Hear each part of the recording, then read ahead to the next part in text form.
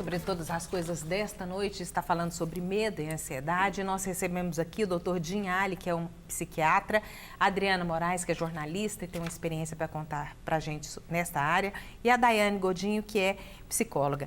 Daiane, o doutor falou do medo que ele tem que passar. A gente não pode viver aprisionado nele, senão ninguém vive, não é? Mas como passar esses primeiros momentos, esse momento logo após um acontecimento como esse que a Adriana vivenciou, sem chegar à loucura? Porque eu imagino o seguinte, todos nós entramos e saímos de algum local, né, Adriana? Uhum. Você vai trabalhar, então acho que isso volta à mente o tempo inteiro, não é? É exatamente, é isso que diferencia o patológico, como o doutor explicou, de uma reação de alerta. O que é uma reação de alerta? Quando uma pessoa é assaltada, ela começa a prestar mais atenção em alguns itens que até então ela podia não ter prestado atenção, né? Começa a ficar mais vigilante, ficar mais alerta. Então esse é o medo normal, é o medo evolutivo que nós temos, né, para poder conviver em sociedade de uma forma mais equilibrada. Agora, o que é o medo patológico? Ele é o medo quando não há evidência real. Então, quando a pessoa, mesmo no local seguro, mesmo em uma situação onde não há riscos reais, ela sente medo. Então, isso que diferencia um do outro. Por isso que as pessoas, quando elas passam por algum estresse, por alguma situação que fique mais evidente esse medo, é importante ela se observar em que tipo de situação. Se uma pessoa foi assaltada, ela fica com medo numa rua escura, tudo bem, é normal. Agora, se uma pessoa foi assaltada, ela está dentro de casa, trancada, com mais pessoas, e ela continua com medo, aí sim pode ser um indício de um medo patológico. Bom, então esse medo que a gente colocou na abertura do programa, o medo quando o filho sai para balada, o medo quando ele pega um veículo para ir para a faculdade, isso é patológico? Porque você não tem realmente um fato ali, você está vivendo uma possível situação, né? Depende da sua reação, Suzete. Se você fica paralisado por aquele medo, por exemplo, o filho vai para a balada, a mãe fica ligando de 5 em 5 minutos, acabou de falar com ele, começa a ligar novamente, aí sim pode ser um indício que é um desequilíbrio ali. Agora, sentir o medo, a sensação de que algo ruim pode acontecer, isso é normal, acontece com todos nós. Agora, o tipo de reação que as pessoas têm é o que vai modificar, né? Então, às vezes a pessoa tentar ficar trancando a porta, conferindo o tempo todo, tentando fazer com que, achando que aquele medo vai evitar que alguma situação aconteça. Falando aqui de uma participação da Valdirene Rodrigues, via WhatsApp, ela fala o seguinte, como saber o porquê do medo e da ansiedade? Ela fala que tem depressão, síndrome do pânico, não sai sozinha de casa por medo. Fala que a vida dela, assim, perdeu um pouco do sentido. Ela está perguntando o que fazer nesse caso, doutor. Sim, assim como a Suzete colocou, o medo ele foi e é necessário até hoje como uma ferramenta de evolução do ser humano. Só que o que acontece? O ser humano, todos nós e outros animais também, tem um mecanismo de defesa chamada reação de fuga ou luta, que decorre de uma descarga de adrenalina no momento em que a avaliação de risco ela está muito grande. Por exemplo, vamos supor que alguém seja atacado por um animal. Naquele momento, o organismo todo se prepara para uma reação de fuga ou luta. Por quê? Porque o risco é muito grande, a pessoa está em risco de vida. Então, ele prioriza. E essa descarga de adrenalina causa os sintomas desagradáveis da ansiedade, que é palpitação, que é falta de ar. Por quê? Porque a adrenalina aumenta a frequência cardíaca para levar mais oxigênio e nutrientes para o músculo, que precisa trabalhar vigorosamente nesse momento. A frequência respiratória aumenta para levar mais oxigênio para o sangue e logo para a musculatura. A musculatura fica hiperativada, então se eu não agir vigorosamente fisicamente, eu vou começar a tremer. A minha capacidade de concentração, de focar, fica zero. Por isso que na hora da prova, muitas vezes a pessoa dá branco. Mas a minha atenção fica muito grande, eu vejo várias coisas ao mesmo tempo sem me concentrar em nada. Por isso que as pessoas que tratam de ansiedade, que apresentam ansiedade, muitas vezes têm dificuldade de concentração e de memorização. Só que outros sintomas formigamento nas mãos, nos lábios. O que acontece é que esse sintoma de descarga de adrenalina era para acontecer somente em situação de risco real e iminente à minha integridade física. Isso ia me defender. Então, alguém que fala assim, nossa, no susto eu corri que eu nem sabia que eu corria tanto. E realmente ele não correria tanto se não fosse no susto. Porque a descarga de adrenalina dá um a mais na capacidade física.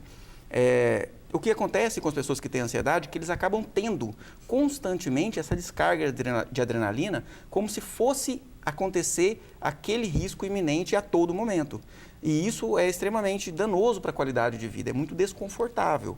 Principalmente, por exemplo, né, Adriana, não sei se é o seu caso, mas quando a pessoa fica revivendo aquela situação, seja quando você voltou na casa da sua mãe, ou seja em casa, relembrando aquela situação, e aí de repente dá uma palpitação, dá falta de ar, dava, né?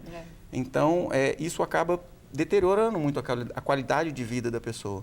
E o tratamento, ele consiste nas psicoterapias, no tratamento medicamentoso, né? E uma outra coisa importante da gente ressaltar, até para não promover culpa, por que eu estou assim? Não, que não é só o acontecimento trágico que faz a pessoa desenvolver a ansiedade ou o transtorno de estresse pós-trauma. Há uma tendência genética, neurobioquímica, para a pessoa desenvolver isso. Então, isso já está muito estabelecido. Não é todo mundo que passa por um estresse desse que tem mesmo... Exatamente. Então, quer dizer, não existe um determinismo, obviamente. Meu pai tem ansiedade, eu vou ter. Não tem um determinismo.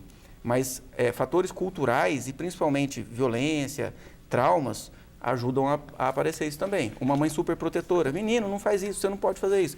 Fica aí que eu vou lá e faço para você. Não vai lá, não deixa sair à noite. Desde pequenininho, muitas vezes gera uma personalidade um pouco mais preocupada. Olha, minha mãe não deixava eu fazer isso, como que eu vou fazer?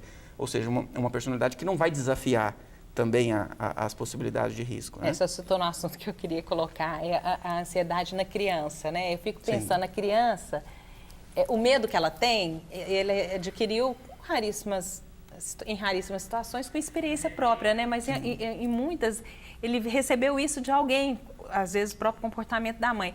Mas parece que é cada vez mais presente o número de crianças com ansiedade, não é? Sim, muito comum.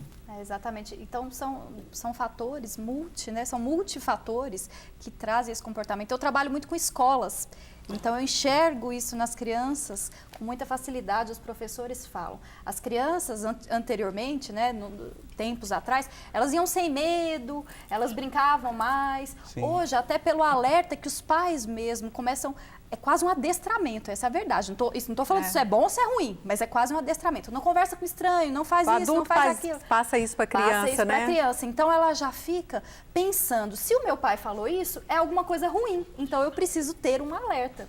Né? Então, a própria criança ela já começa a significar aquilo como algo perigoso, de tanto escutar e vivenciar os pais falando. Essa situação, eu tenho isso também no mesmo caso, né? Que depois disso, aí todo mundo fica estressado, né?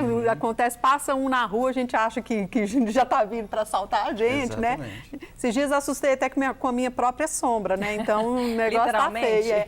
E aí o meu sobrinho, por exemplo, ele tem um pouco disso, porque a hora que vai sair de casa, cuidado, vê se não está vindo gente.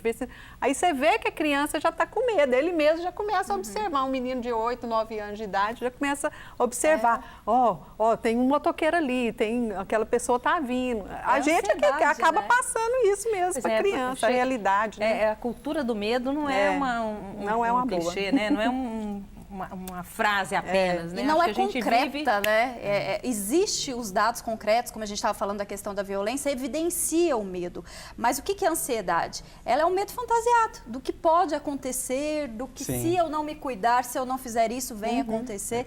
Então, o medo fantasiado, ele se mistura com essa realidade e isso faz com que as pessoas fiquem muito perturbadas. Sim, por isso que eu abri até um parênteses em relação a essa questão do medo da segurança, porque até certo ponto ele é real. Sim.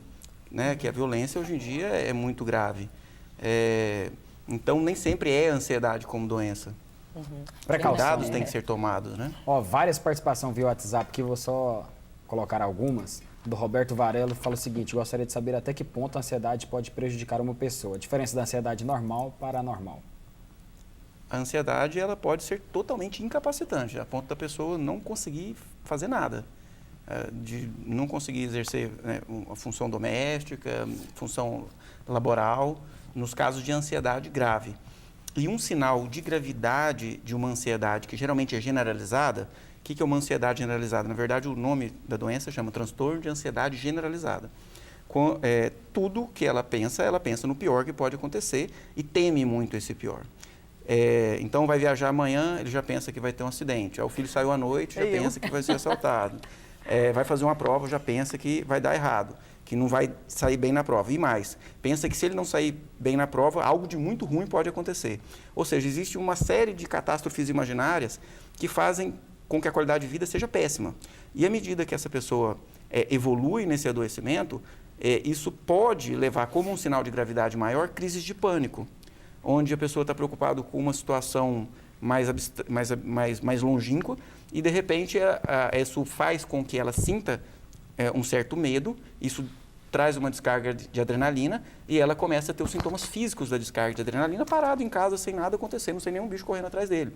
E aí, o que acontece? Como negativista que já ele pensa, nossa, meu coração está batendo forte. O que ele pensa? O que ele pensa? Vou ter um ataque cardíaco. Vai parar. Ou seja, não pensa que está muito bom o coração. Olha, meu coração vai bater forte, que bom, hein? Não, ele pensa, vai parar. Ou seja, é uma leitura já negativista, né? Então, o que diferencia o patológico do normal seria exatamente esse sofrimento envolvido mesmo e essa restrição em relação às capacidades de realização. Vamos ver, antes do Fernando continuar com a participação dos nossos telespectadores, o que as pessoas, nesse shopping que o Fernando foi, falaram sobre esse tema.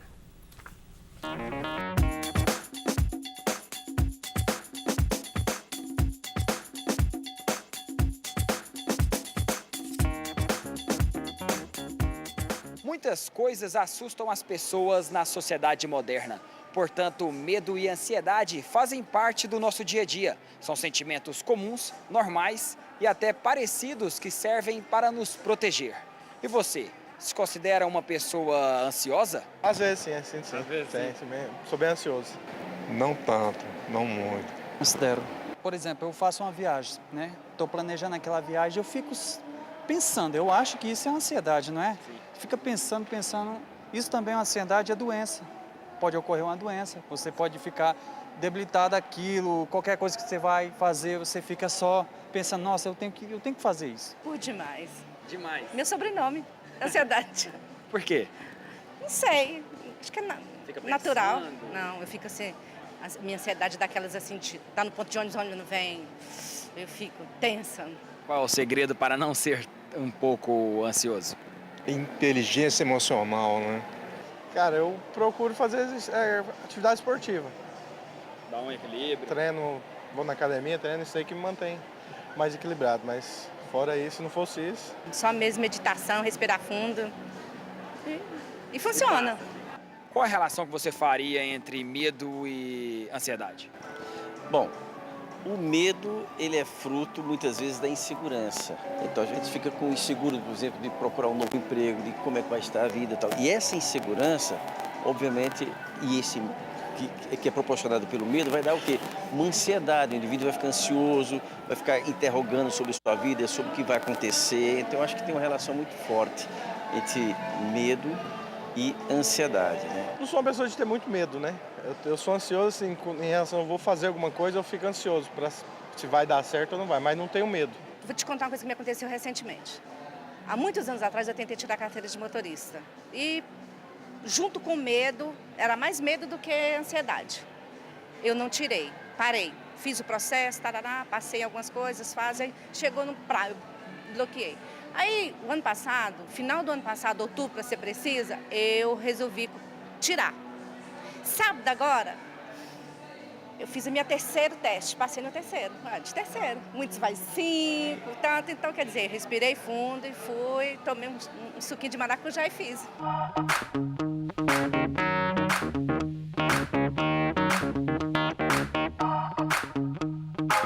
Parabéns! Eu fico pensando assim, é uma saída, você tem que insistir, você tem que enfrentar esse medo mesmo. Esse é o medo saudável, é o medo que nos impulsiona, né? Então eu estou com medo porque eu não domino bem, mas por isso eu vou me aperfeiçoar para ser melhor.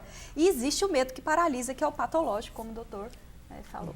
Vamos chamar mais um intervalo comercial, daqui a pouco voltamos com mais participações de telespectadores.